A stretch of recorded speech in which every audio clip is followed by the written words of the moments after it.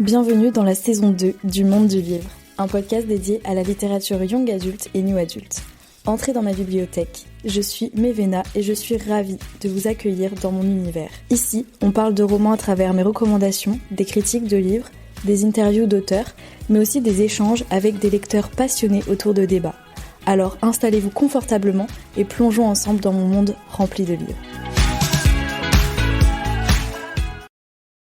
Bienvenue dans cet épisode un peu spécial du Monde du Livre. Aujourd'hui, on vous propose un format un petit peu inédit, un épisode qui va être co-animé avec Bookstation, et donc une discussion à deux voix sur un sujet qui nous passionne toutes les deux.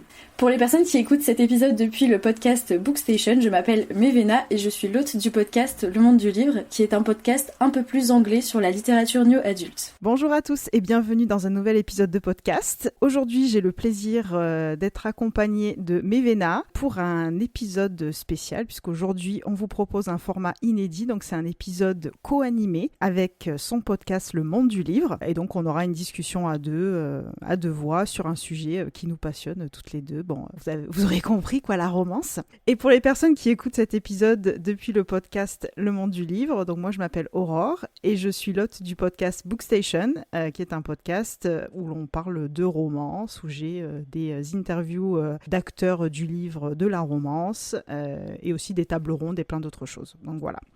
Aujourd'hui, on se retrouve pour co-animer un épisode de débat autour d'une question très intéressante.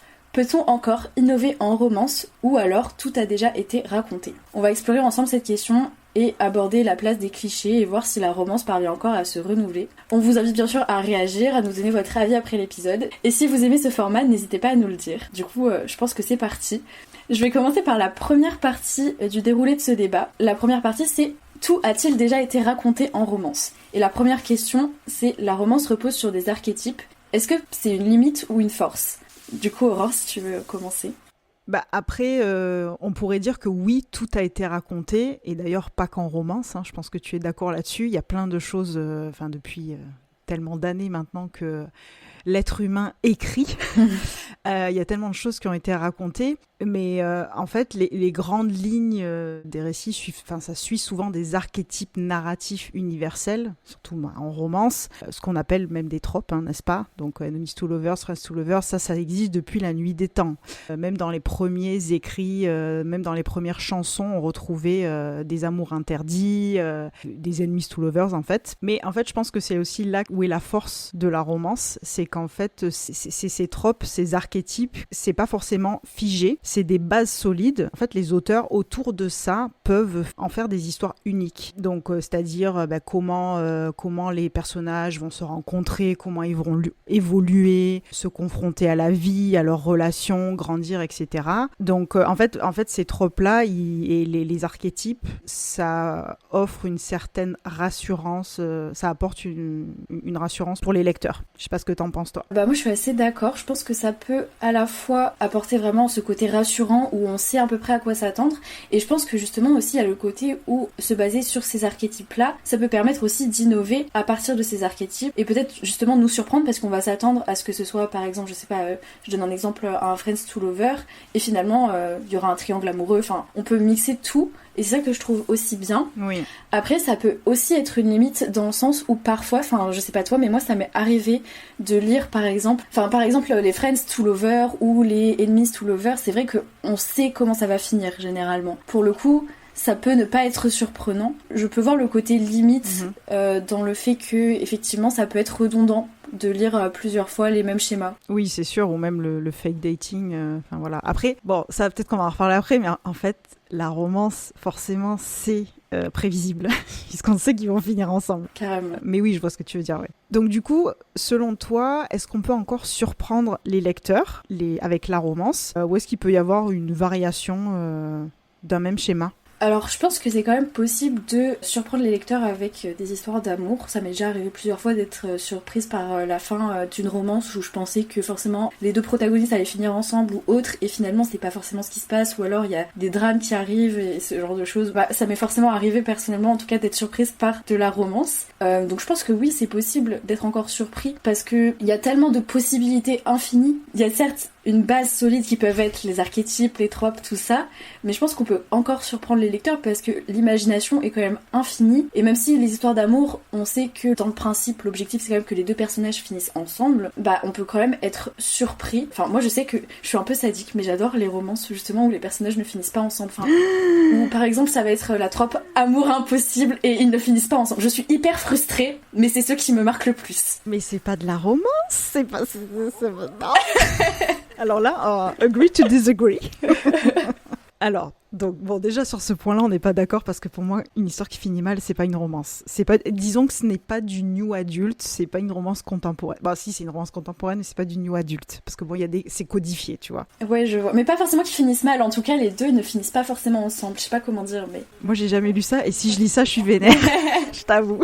Bon, moi je vais répondre à la question, mais je pense comme toi, on est d'accord. Je pense que, comme tu dis, en fait, l'imagination, c'est un peu sans limite. Sinon, l'humanité cesserait d'exister, on va dire. Je pense que voilà, il y aura toujours des nouveautés et ça s'arrêtera jamais. Là où j'allais dire, moi, que souvent, la fin est prévisible parce qu'on sait qu'ils vont finir ensemble, parce que c'est le but d'une romance. Bon, même si tu dis que des fois, c'est pas le cas. Mais je pense qu'on peut nous surprendre plutôt avec les contextes. Donc, c'est-à-dire le voyage des personnages, entre guillemets. Donc, le contexte inédit, comme par exemple des lieux ou même des époques différentes. Par exemple, on l'a vu récemment avec les romans d'Ali Hazelwood où on est plongé là dans l'univers scientifique. Et j'avoue que je pense que c'est une précurseuse du genre parce que moi j'avais jamais vu ça avant. Donc là, tu vois, par exemple, ça apporte une nouveauté. Après, il peut y avoir aussi des personnages un peu atypiques, un peu moins lisses qu'on a l'habitude de voir ou différents, avec des handicaps par exemple, ou tu sais, tout ce qui est santé mentale et tout ça. Et peut-être aussi un mélange de genres, ça j'aime bien aussi. Tu vois, par exemple, romance avec romantique suspense ou romance et fantasy, évidemment on le voit maintenant, la romantasy, mais voilà, donc je pense que la surprise elle est toujours c'est toujours possible. Je suis complètement d'accord. Du coup, la dernière question de cette partie, ça va être sur l'impact du lectorat. Est-ce que les lecteurs, ils ont vraiment envie de nouveautés ou alors est-ce qu'ils cherchent peut-être plus le confort de retrouver un peu les tropes qui sont familières pour eux? Je sais pas ce que t'en penses. Moi je pense que c'est les deux. Je pense que c'est les deux parce que justement le trope ça permet d'avoir. Alors moi je dis désolé, je peux pas dire là. C'est comme Covid, tu vois, je peux pas dire la Covid. Bon, bref. Oui, je pense que les tropes, de toute façon, c'est rassurant. Comme on disait, ça apporte un certain confort. Parce que moi, personnellement, par exemple, j'aime pas le trope retrouvailles ou seconde chance. J'aime pas trop ce trope-là. Donc, quand je vois ça, je me dis, je risque de pas aimer. Donc, je vais peut-être pas aller vers ça, tu vois. Alors qu'un fake dating, je me dis, ah ouais, ça va être bien, quoi. Ça va être cosy. Donc, je pense que quand même, voilà, il y a ce confort. Bon, il y a aussi le fait d'avoir un happy end, voilà, ça me rassure. Mais après, voilà, on aime bien aussi être surpris, être bousculé, quoi, dans les lectures. Et je pense que c'est bien de concilier les deux, en fait. D'avoir un certain réconfort, mais en apportant de la nouveauté et des personnages différents. Et toi, t'en penses quoi ? Je suis assez d'accord avec toi. Je pense que c'est quelque chose qui est assez réconfortant pour le lecteur. Enfin, au moins, on sait quel trope on aime, quel trope on n'aime pas, et vers quel livre se tourner, du coup. Le fait d'avoir des structures narratives, de toute façon, c'est pas que en romance, en plus. C'est le cas dans beaucoup d'autres genres, je pense à la fantasy, il y a toujours les mêmes schémas qui reviennent aussi, et c'est quelque chose d'important aussi parce que ça permet de savoir quel livre on a envie de lire ou pas. Après, je pense qu'il y a aussi le côté où on veut aussi de la nouveauté, en plus de ces structures-là. Dans le décor, dans les personnages, je pense que maintenant, je sais pas ce que t'en penses, mais moi je pense qu'on attend aussi des personnages attachants, et c'est aussi les personnages, le décor, tout ce qui est autour, les intrigues secondaires qui vont faire qu'une romance est différente d'une autre. Oui, non, mais on est totalement d'accord. Et ce que tu disais sur les personnages, je pense que c'est très important parce que, évidemment, si on s'attache pas aux personnages, le world building, je parle en fantasy, mais le world building, il a beau être magnifique, impressionnant, un truc de malade, si on s'attache pas aux personnages, c'est mort. Donc il y a aussi cet aspect-là qui est hyper important. Complètement. Donc on va passer à la deuxième partie. Alors la deuxième partie, du coup, c'est la place des clichés en romance. Donc Dieu sait que il y en a, n'est-ce pas ? Donc est-ce que tu pourrais nous dire quels sont les clichés les plus courants en romance, ceux peut-être pour lesquels que tu as vu le plus passer en fait ? Moi je sais qu'il y a un cliché qui je ne peux pas. En romance vraiment ça m'énerve et je pense que vraiment je suis désolée pour tous ceux qui adorent cette trope, mais les bad boys, je ne peux plus me les voir. J'en peux plus. Ouais. Vraiment. En plus, il y a une époque où je lisais sur Wattpad, du coup, il y avait que ça. Enfin bref. Après, pour moi, les clichés les plus courants, il y a aussi tout ce qui est triangle amoureux, fake dating. Après, il y a tout ce qui est friends to lover, enemies to lover. Il y en a de plus en plus. Oui. Enemies to lover, ça fait partie de ceux que j'aime bien. Mais c'est vrai que tout ce qui est triangle amoureux, j'ai un peu plus de mal, par exemple. Et bad boy, vraiment, je peux pas. Ouais, non. Alors, je suis d'accord parce que, alors moi, bad boy, c'est pas mon truc. Moi, je suis team good guy. Green flag. Mais bon, ça m'est déjà arrivé, bien sûr, d'en lire, parce qu'en romance, il y en a quand même pas mal. Ça me dérange pas tant que c'est bien amené et j'aime bien le côté il va brûler le monde pour elle, tu vois. Il est méchant avec les autres, mais avec elle, c'est un nounours, quoi. Voilà, j'aime bien ce côté-là, mais c'est vrai que je suis plus team good guy. Honnêtement, enemies, fake dating et tout ce qui est slow burn aussi, voilà, ça on le voit beaucoup. Les triangles amoureux, alors en fait on les voit beaucoup moins qu'avant, parce que les lectrices n'aiment pas ça. En fait, triangle amoureux et également grossesse surprise, ça fait partie des 2 tropes qui sont les plus détestés dans la sphère de la romance, et du coup ils sont très peu utilisés par les auteurs parce qu'ils sont pas bêtes non plus, ils sont un peu, voilà, ils écrivent de manière stratégique, ce qui est normal. Mais non, en effet, j'aime pas non plus, c'est ce que je déteste le plus. Il y en a un que je n'aime pas trop non plus et qu'on voit beaucoup, c'est le Brother's Best Friend. Je sais pas si t'as déjà lu. Si, après ça me dérange un peu moins quand même que triangle amoureux, je pense. Oui, nous sommes d'accord. Donc j'en ai déjà lu. Mais en fait, moi, ce qui m'agace, c'est le frère. Mais le frère, mais de quel droit ? Mais qui es-tu pour t'immiscer dans les affaires des relations de ta sœur ? Enfin, je veux dire, bon voilà, moi c'est ça qui m'agace, le côté qui prend la tête à son meilleur ami parce qu'il serait avec sa sœur, etc. Après, le côté un peu amour interdit dans le sens où il se cache et tout, ça c'est sympa parce que voilà, ça crée de la tension. Mais sinon, bon, voilà, c'est pas ce que je préfère, quoi. Oui, je suis assez d'accord. Et je voulais juste rajouter un truc sur le triangle amoureux. Je crois que je sais pourquoi ça m'énerve. C'est parce que la fille ou le gars, peu importe, choisit toujours celui que j'aime le moins, enfin celui que je voulais pas qu'il choisisse. T'étais team Jacob? Non, je sais pas, là j'avais pas trop de team, je crois. Non, j'allais dire, je cite Twilight, mais c'est pas un vrai triangle par contre, parce qu'elle fait pas la girouette, ça a toujours été Edward. Mais bon, bref, peu importe. Et du coup, je pense qu'on peut passer à la deuxième question de cette partie. C'est pourquoi ces clichés sont si populaires ? Est-ce que tu as un petit avis sur ce sujet ? Oui, en fait, bon, je pense on l'a un petit peu évoqué avant, mais c'est vrai que le lecteur, il sait où il va. C'est-à-dire que, comme on disait, t'as envie de lire un Enemies, c'est ton trope préféré, tu sais dans quoi tu t'embarques. Tu sais qu'il va y avoir des joutes verbales, tu sais que ça va clasher, puis ensuite que ça va monter progressivement, ça va passer du Enemies, puis souvent aux friends, puis après aux lovers. Et ça, c'est un côté, c'est ce qu'ils viennent chercher les lecteurs. Et du coup, ça a ce côté rassurant. On sait où on met les pieds. Et après aussi, c'est de voir, si ça a été bien exécuté et si on va être agréablement surpris. Mais moi, je pense que c'est pour ça. Et toi ? Oui, je pense que c'est aussi pour ça. C'est que comme ça, on sait cibler aussi ce qui nous plaît, ce qui nous plaît pas. En vrai, il y a aussi le côté où, forcément, on sait à quoi s'attendre, ça rassure. Mais il y a aussi le fait que, par exemple... si c'est un enemies to lover, on veut de l'attention. Si c'est un friends to lover, peut-être c'est un truc plus mignon. Enfin, c'est des... Je sais pas comment dire, mais c'est des énergies un peu différentes. J'ai l'impression d'être une prof de yoga. C'est un peu différent, là. Non, mais on est d'accord. Je sais pas comment l'exprimer, mais voilà. Oui, c'est sûr que ça dépend de ton mood aussi. T'as peut-être envie d'un truc un peu plus mignon, donc tu vas aller sur le Friends, alors que ça veut rien dire, des fois il y a des Friends qui sont un peu plus sombres. Mais oui, c'est selon aussi le mood, et ça je suis d'accord. Du coup, on peut peut-être passer à la troisième partie du débat, c'est les clichés sont-ils un frein ou un moteur à l'innovation en romance ? Et du coup, la première question de cette partie... Alors, Aurore, est-ce que pour toi, certains tropes sont plus propices à être modernisés que d'autres ? Alors, on en parlait, le bad boy torturé, par exemple. Oui, après, il y a aussi le triangle amoureux. Je pense que ça peut être retravaillé, modernisé. Après, on voit, par exemple, tu sais, ça émerge. Alors, je t'avoue, j'en ai pas lu encore. Mais les polyamours, tu sais, les romances polyamours, enfin, ou ce qu'on appelle harem inversé, c'est-à-dire que une fille a plusieurs, ou même un mec, mais voilà, a plusieurs compagnons, et du coup, je pense que c'est un triangle amoureux un peu revisité, où en fait, c'est genre, pourquoi choisir, quoi. Il y a ça, puis comme je disais, le bad boy, après, il peut être un peu plus vulnérables, moins toxiques. Bon, et j'en ai déjà lu, hein, des bad boys repentis, des choses comme ça. Mais ouais, et toi, qu'est-ce que t'en penses du coup ? Moi, je pense qu'il y a certaines tropes qui, par exemple, auront peut-être du mal à être modernisées. Je veux dire, par exemple, la trope grossesse surprise, je me dis comment on peut vraiment la moderniser, sachant que une grossesse surprise, ça reste une grossesse surprise, ça restera pour moi toujours la même chose. Après, comme t'as dit, par exemple, triangle amoureux, ça peut être modernisé. Et je pense qu'il y en a qui peuvent l'être, et d'autres, je ne vois pas trop comment. Enfin, typiquement, vraiment, grossesse surprise, celle-ci, je vois pas comment on pourrait la moderniser. Enemies to Lover, après, il y a des variantes du style Rivals to Lover, tout ça. Je me dis, en fait, on n'a pas expliqué c'était quoi. Peut-être que les gens qui débarquent, qui ne savent pas ce que c'est, ça peut être compliqué.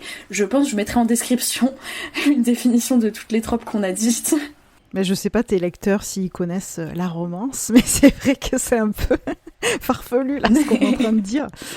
Mais oui, bon après les tropes, on disait c'est des archétypes narratifs en fait pour désigner une histoire, hein, comme Enemies to Lovers par exemple, comme son nom l'indique, c'est des ennemis qui vont devenir amants.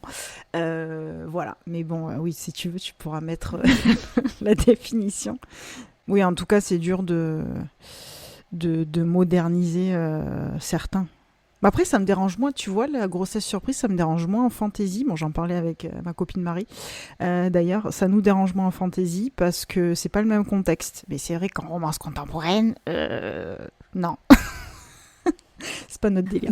En fait, je trouve ça un peu délicat, ça fait un petit peu... le gars, il reste parce qu'elle est enceinte, je sais pas. Ça casse un peu le côté romantique, je sais pas comment dire. Oui, en plus, j'en ai lu un... il n'y a pas si longtemps, où il y avait, des descriptions. Enfin, c'était un peu trop genre des descriptions des états d'âme de la femme enceinte. Bon, je dis ça, j'ai un enfant, je précise pour les auditeurs. Donc je sais ce que c'est, d'accord ? C'est pas que je suis contre les enfants ou je ne sais pas quoi, mais c'est vrai que ça fait moins rêver dans les romances quand on passe sa journée à faire du shopping pour acheter un cosy, quoi. Vous voyez ce que je veux dire ? Donc voilà, donc ça perd un peu le côté romance pour moi quand il y a un enfant au milieu. Je t'avoue. On va parler des influences des sous-genres. Donc certaines formes de romance se renouvellent-elles plus que d'autres à ton avis ? Moi j'ai envie de parler de la romantasy parce que c'est vrai que c'est le genre que je lis le plus en ce moment et c'est celui qui est le plus à la mode. Je suis quelqu'un d'influençable. Pardon, cri de joie. Je pense que, je sais pas si on peut dire que certaines formes de romance se renouvellent plus que d'autres. En tout cas, la romance se renouvelle et c'est vrai qu'il y a beaucoup de sous-genres qui peuvent pas émerger parce que je pense que ça fait longtemps que ça existe, c'est juste qu'ils sont plus visibles. Et typiquement la romantasy, les romances dystopiques. Ce que j'aime bien avec la romance personnellement, c'est que ça peut être mélangé à plusieurs genres. Je pense que ça peut se renouveler un peu dans ce sens-là aussi, en sous-genre. Oui, mais oui, je vois ce que tu veux dire. Et on est d'accord pour la romantasy, hein. C'est vrai que actuellement, c'est la romantasy qui fonctionne beaucoup. Bon, il y a aussi la dark romance, on va pas se mentir. Mais en tout cas, la romantasy, on la voit passer partout parce qu'en plus, il y a des tropes spécifiques à la romantasy, comme les âmes sœurs, par exemple, ou le one horse. Tu connais ? C'est comme le one bed. Oh non, ah oui. Je l'avais pas, tu vois. Oui, parce que tu sais, des fois, ils doivent voyager, tu comprends ? Ils doivent faire un grand périple à cheval. Et ils ont un seul cheval pour les deux, donc ils sont obligés de monter à deux sur un cheval. Donc parfois, il se passe des choses sur le cheval. Bref. Ouh là là. Donc c'est vraiment... Non mais, chers lecteurs, auditeurs, c'est génial. Hein, faut pas avoir peur. On adore. Mais oui, donc voilà, ça il y a des tropes typiques à la romantasy. Après, il faut faire attention de pas tomber dans la redondance, hein, parce que bon, quand on voit un peu le type de romantasy qu'il y a actuellement avec des shadow daddy, comme on les appelle, hein, avec des brins ténébreux, avec des pouvoirs sombres, oui, ça peut se répéter. Mais moi, j'aimerais bien, tu vois, bon ça c'est plus un souhait vers l'univers, que la romance historique ait un plus gros essor. Alors, il y en a beaucoup quand même qui sortent de romances historiques, il y a des collections romances historiques, mais je trouve qu'il n'y a pas eu encore ce gros bang comme la romantasy, même si depuis Bridgerton, ça s'est quand même un peu plus démocratisé, je trouve. C'est des types de romances que j'aime beaucoup et qui sont souvent slow burn et tout, parce que ça c'est l'époque qui l'exige. Mais j'adore, et surtout dans la Régence anglaise, donc voilà. Oh, mais je suis carrément d'accord. En plus, j'avais pas pensé, mais c'est vrai que j'avais adoré Bridgerton. Voilà, si jamais il y en a qui sont influenceurs qui nous écoutent par pur hasard, s'il vous plaît, démocratisez la romance historique sur le BookTok. Oui, bah après c'est vrai que la romance historique, c'est assez vaste parce que tu as aussi, tu sais, beaucoup de romances pendant la Seconde Guerre mondiale, par exemple. Il y en a quand même pas mal. Ça, c'est pas des trucs que je lis, parce que c'est moins ma came. Mais c'est vrai que la Régence anglaise, j'adore. C'est genre Jane Austen, quoi. On va donc passer à la 4e partie du débat. Peut-on réinventer la romance aujourd'hui ? Alors, quelles seraient selon toi, Aurore, les pistes pour innover en romance ? Alors, c'est la question à 100 000 $. Bah, en fait, en soi, la romance sera toujours la romance, c'est-à-dire une histoire d'amour, mais après, comme je disais, c'est le contexte qui peut être différent. Ben voilà, les contextes différents. Quand je disais Hazelwood avec les lieux scientifiques, mais pourquoi pas, je sais pas, une romance au milieu des fouilles archéologiques, tu vois, j'aime bien en fait le truc un peu atypique. Ah, j'adore. Je sais pas, j'ai dit un truc, j'ai pris des notes et je me suis dit, non, en plus, mon copain regarde des émissions sur un mec un peu, tu vois, Benjamin Gates qui cherche des trésors et tout, et je me suis dit, ah ben tiens, voilà, ça serait bien ça, un truc en Égypte ou je sais pas quoi. Voilà, bon bref. Et après, avoir encore plus de diversité pour nos protagonistes, tu vois, des cultures variées, des personnages racisés, ou même en situation de handicap. Ça peut être... parce que par exemple, bon, je le cite tout le temps, voilà, je sais pas si tu as entendu dans nos podcasts, parce que je suis une très grande fan, mais The Kiss Quotient, je sais pas si tu connais ce livre. C'est paru chez Hugo. C'est une de mes romances préférées. Et c'est une fille qui est atteinte d'autisme. Et je trouve que ça a un truc en plus, justement, parce qu'elle est tellement en galère, entre guillemets, dans sa vie que c'est super attachant. Et ça, j'adore. Et toi ? Ouais, j'aime beaucoup l'idée. Justement, je suis complètement d'accord sur le côté diversité et ça m'a fait penser à un livre. J'ai complètement oublié le titre, je suis désolée. Mais c'était une romance entre une fille qui était muette et sourde et un jeune homme. En vrai, ils avaient genre 17 ans. Et j'avais trouvé ça trop mignon parce qu'il avait appris la langue des signes pour elle. Enfin, vraiment adorable. Ah, ça me dit quelque chose. Ouais. Je crois que c'est connu, mais je n'ai plus le titre. Ok, bon, t'inquiète. Tant pis. Je suis désolée. Et oui, du coup, je voulais dire, oui, je suis d'accord pour le côté diversité, ou même, c'est vrai qu'on en parle, enfin, c'est un autre sujet, hein, vraiment, mais c'est vrai que souvent, c'est des personnes blanches, c'est tout bête, mais c'est vrai que souvent, les personnages principaux, c'est ça, les protas, ils sont pas forcément racisés ni rien. Et c'est vrai que je suis d'accord, du coup, je trouve que c'est une bonne idée pour innover, plus de diversité, plus de contexte un peu atypique. Oui, les fouilles archéologiques. On le répète. Qu'on nous écrive une romance sur l'archéologie, s'il vous plaît. Oui, on veut ça. Et donc, autre question, est-ce qu'il y a des exemples, est-ce que tu aurais des exemples récents de romances qui ont un peu cassé les codes, justement ? Et bah du coup j'en ai déjà un peu parlé, mais du coup le livre que je viens de citer sur la fille qui était muette, j'avais trouvé ça hyper intéressant. Et en vrai, j'avoue, je suis le genre de personne qui aime se réfugier dans ce qu'elle connaît. Donc je lis beaucoup la romantasy, tout ça, enfin les romances que je connais basiques avec les mêmes tropes. Donc en vrai, j'en ai pas beaucoup. J'en ai pas trop qui m'ont pu casser vraiment les codes. Ouais, non, j'en ai pas. Mais je suis sûre que toi, tu en as plus que moi. Alors oui, j'en ai noté quelques-uns. Donc bon, il y avait The Kiss Quotient justement avec donc la fille autiste. Donc je recommande à 1000%. En plus, c'est un good guy. C'est spicy. Donc voilà, tu vas aimer. Donc c'est de Helen Wang, pour info. Bon, après, Hazelwood, je l'ai dit. Après, pas tous d'Hazelwood, mais voilà, il y en a quand même des super bien. Alors, un qui est, je trouve, unique en son genre, c'est Butcher and Blackbird. T'en as entendu parler ? Non, pas du tout, je connais pas. Donc Butcher and Blackbird de Brian Weaver. Et en fait, c'est une histoire sur 2 serial killers qui tombent amoureux. Oh, c'est génial! Ah, pour le coup, oui. Ouais, donc en fait, ça fait partie d'une trilogie qui s'appelle The Ruinous Love. Donc l'amour qui ruine, en gros. Je traduis parce que c'est vraiment un titre voilà, qu'ils n'ont pas traduit. Et en fait, c'est l'histoire de 3 frères, dont un qui est un serial killer. Donc ça, c'est le premier... Bon, c'est pas du tout un spoil, hein, c'est vraiment, on le sait dès le résumé. Hein. Et donc en fait, il y a deux serial killers par hasard qui vont se rencontrer dans le premier chapitre. Et à partir de là, va naître une romance. Et en fait, ça fait penser à Dexter, pour ceux qui ont vu la série. C'est gore, c'est du comique gore, tu vois. Parce que des fois, il y a des scènes, c'est... Pourtant, moi, j'aime pas trop ce genre de... J'aime pas trop souffrir quand je lis, tu vois. Donc ça m'a un peu dégoûtée, mais en même temps, c'est amené de manière tellement drôle que ça passe, tu vois. Donc là, moi, je trouve que ça a vachement cassé les codes. Et je le recommande. Pour le coup, oui. Je vais l'ajouter à ma liste de livres à lire et à acheter, je pense, parce que j'ai hâte de lire ça. Ça m'intrigue. Ouais.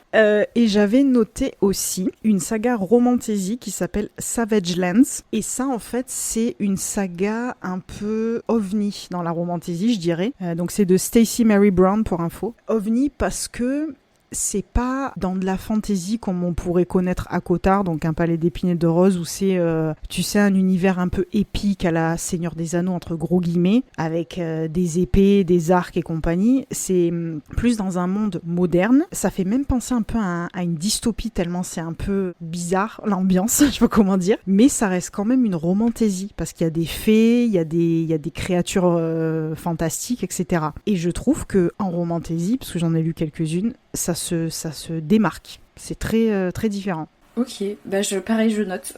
Alors, par contre, bon, tu peux noter, mais il y a 7 tomes, hein, je te préviens. Okay. Tu sais dans quoi tu t'engages. Il n'y a pas de problème. J'ai l'habitude de lire de la fantasy. J'ai l'habitude des tomes interminables. Voilà, c'est ça le problème en fait. Bon, là, il y en a 4 qui sont sortis en France, chez Corrigan, mais on attend la suite, mais en tout cas, ils sont tous sortis aux États-Unis, en tout cas. Ok. Et du coup, on va passer à la dernière question de cette partie. Est-ce que tu penses que les contraintes du marché et les attentes éditoriales, ça influe aussi la capacité des auteurs à réinventer la romance ? Moi, je pense que oui, parce que les auteurs, enfin surtout les auteurs qui sont pas des primo-auteurs, qui sont habitués, on va dire, un peu aux ficelles de l'édition et des maisons, enfin ce que les maisons attendent, elles savent très bien, enfin les auteurs savent très bien ce qui est attendu par les lecteurs, par le public, parce que déjà quand tu traîne un peu sur les réseaux sociaux, tu sais ce qui est aimé. Donc déjà, pour les attentes éditoriales, c'est sûr que les auteurs qui vont envoyer leur manuscrit, ils vont aussi le faire de manière stratégique. Enfin, ça c'est sûr et certain.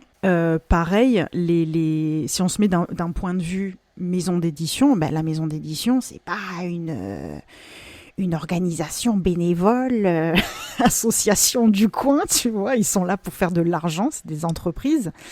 Donc pour eux, évidemment, là en ce moment, qu'est-ce qui marche ? En France, on voit que ça, hein, de toute façon, c'est la dark et la romantasy. Qu'est-ce qu'ils vont faire ? Ils vont regarder, ils vont mettre dans le haut du panier ce type de manuscrit-là. Bon, sauf si, bien sûr, la ligne éditoriale, c'est d'autres types de romances, hein, comme la romance historique chez Victoria, tu sais, Victoria, c'est Harlequin qui fait ça. Bon, par exemple, c'est que de la romance historique. Voilà, tu vois ce que je veux dire, c'est vraiment, ils vont regarder tout ça. Et ils vont aussi regarder, parce que ça, j'aime bien dénoncer sur les podcasts, ils regardent aussi le nombre de followers que les personnes ont. Ah oui ? Ah mais bien sûr. Ouais, ils vont privilégier des personnes qui ont plus de followers à des personnes qui ont même à la limite que 1000 followers, tu vois, parce qu'il y en a beaucoup. En romance qui n'ont pas forcément...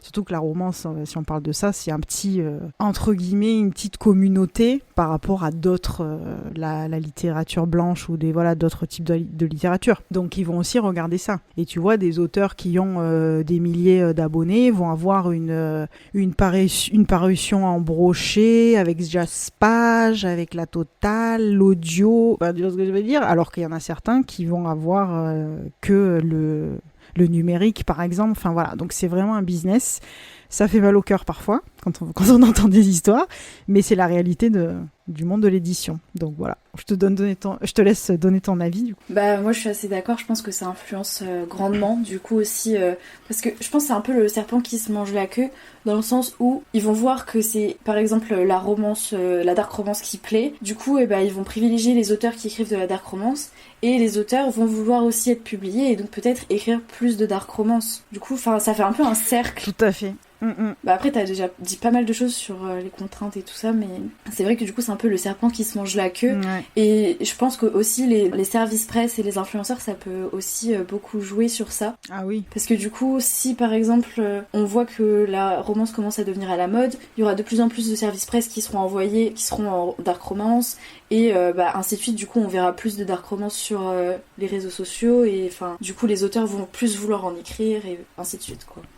Oui, c'est sûr que de toute façon, c'est stratégique tout ça, et bon, ça paraît entre guillemets logique parce qu'ils sont là pour faire de l'argent, ils sont là pour faire des succès littéraires, ils sont pas là pour enfiler des perles, comme on dit, mais oui, bon, moi après, il y a juste des fois des trucs que je trouve dommages, et c'est vrai qu'en France, on est toujours limité sur des trucs un peu figés, enfin, c'est assez étrange. Alors que j'ai l'impression aux États-Unis, ils ont un peu de tout, ils se limitent pas, la romance, elle est pas vue d'un mauvais œil par toute la classe élitiste, enfin c'est différent, donc ouais, mais bon, oui, en tout cas il y a des contraintes, c'est sûr, hein.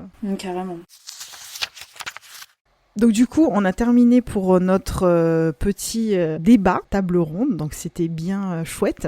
Et bon, comme on est un peu en espèce d'hybride épisode, pourquoi pas faire le portrait de l'invité avec Mévéna. Donc du coup, c'est parti pour le portrait de l'invité. Si tu étais une saison, tu serais... L'été, parce que j'adore le soleil, la plage, voilà. Je comprends. Si tu étais un plat. Ah, ça c'est dur, j'aime trop manger. Je sais pas pourquoi le premier qui m'est venu en tête c'est les lasagnes, mais c'est parce que ma maman elle avait l'habitude de faire des lasagnes végétariennes aux courgettes et j'adorais ça. Voilà, du coup ce serait les lasagnes végétariennes de ma maman. Bah écoute, j'aime beaucoup, ça a l'air bon. Une boisson. Je sais pas bien, mais je pense le coca. Un dessert. Un dessert. Enfin, mais c'est pas facile sur la nourriture, je sais pas choisir. Je pense un dessert. La tarte au citron meringuée, j'aime bien. Ah, voilà. Validé. Si tu étais un film. Un film, je pense que je serais soit les Harry Potter, tous, voilà, ça j'ai pas à choisir, soit le Cercle des poètes disparus. Ouais, je vois. Si tu étais une émotion. Une émotion, j'aimerais bien être la joie. Après, ça veut pas dire que je le suis, genre moi, enfin... J'aimerais bien en tout cas être la joie. Oui, on est pareil. Chaque fois je me dis j'aimerais bien être la joie, mais est-ce que ça me correspond? Je suis pas sûre. Mais oui, si tu étais un moment de la journée. Je pense peut-être le soir, une fois que la journée est finie et qu'on peut rentrer chez soi. Oui, je vois ce que tu veux dire. C'est ce que je dis toujours, l'heure de l'apéro. Tu vois, voilà, c'est à peu près 18h quand tu rentres chez toi, après soit l'école, soit le travail, voilà, et tu chill, tu vois, t'es tranquille chez toi. C'est ça, l'heure de l'apéro. Voilà, c'est validé. Si tu étais un art. Un art, ça c'est dur. Un art. En fait, j'ai envie de dire, j'adore l'art en règle générale. Du coup, tout l'art, voilà, tout. Je serais tout. Tu serais peintre, tu serais écrivaine, tu serais... Mais voilà, oui, tout. vraiment. Un mélange de tout. Parfait. Si tu étais un livre, je sais c'est dur. Là, je pense que je vais vraiment dire les Harry Potter parce que c'est vraiment les livres... Enfin, c'est un des premiers livres, entre guillemets, d'adultes. Enfin, c'est pas vraiment un livre d'adulte, mais c'est pas les livres genre la Bibliothèque Rose et tout qu'on lit quand on est petite. C'est un peu le vrai livre un peu plus mature que j'ai lu. Et c'est la saga qui m'a fait vraiment adorer lire. Bah oui, pareil. On est beaucoup dans ce cas-là, hein, j'avoue. Si tu étais une mauvaise habitude... Rester sur mon téléphone le matin, je pense. Ah ouais, scroller. Oh là là, c'est horrible. Moi, des fois, je scrolle et je me... Ah, 2 heures c'est passé. Qu'est-ce qui s'est passé? Ouais, c'est vraiment ça en plus. Ouais. Si tu étais un animal. Un chat. Comme ça, je fais rien de mes journées, je reste allongée sur le canapé. Ouais, tu dors, tu manges, voilà, c'est bien. Si tu étais un trope, justement, on en parlait. C'est quoi le tien préféré, du coup? Je pense que c'est Amy Sue Lover. Je suis pas très originale, mais je pense que c'est ça. Oui, moi aussi, hein, t'inquiète. Et dernière question, si tu étais un personnage de romance, est-ce qu'il y en a un auquel tu t'identifies ou... Alors il y en a un que j'adore, qui m'a vraiment marqué. C'est Azalée dans Nos âmes tourmentées de Morgane Maucomble, parce que en soi elle a vécu des trucs hyper tristes et tout, mais en fait ce que j'aime beaucoup c'est que vraiment elle se laisse pas marcher dessus. Et des fois, j'avoue que moi, j'en aurais besoin un peu de pas me laisser marcher dessus. Et elle a du répondant. Et j'adorais aussi parce qu'elle avait un podcast féministe où elle parlait de la condition des femmes. Et j'aimais bien. Et je sais pas, je l'ai trouvée hyper forte comme personnage. En fait, j'aime beaucoup les personnages féminins forts en règle générale. Et lui, il m'a vraiment touchée, j'avoue. Non, on est d'accord. Et j'adore ce livre. Et ce livre est sous-coté. Et on n'en parle pas assez, je trouve. Donc oui. Il faut lire Nos âmes tourmentées. Je suis d'accord avec toi. Bon, bah écoute, voilà, c'est terminé pour le portrait de l'invité, donc on va pouvoir conclure. Et bah, merci beaucoup, je suis contente d'avoir un portrait dans ton podcast, du coup. Bah, avec plaisir, bah, surtout merci à toi, c'était super sympa cet épisode, je me suis bien amusée, hein, voilà. Ouais, moi aussi j'ai adoré, merci beaucoup. Merci à toi. Et merci d'avoir écouté cet épisode spécial. Donc on espère que ça vous a plu et peut-être qu'on refera un format de ce genre, pourquoi pas, à l'avenir, hein, ensemble. Donc à tous mes auditeurs, je vous dis merci de votre écoute et à bientôt pour un prochain épisode. Bye bye. Au revoir et du coup, si jamais vous suivez le monde du livre, à la prochaine pour un nouvel épisode.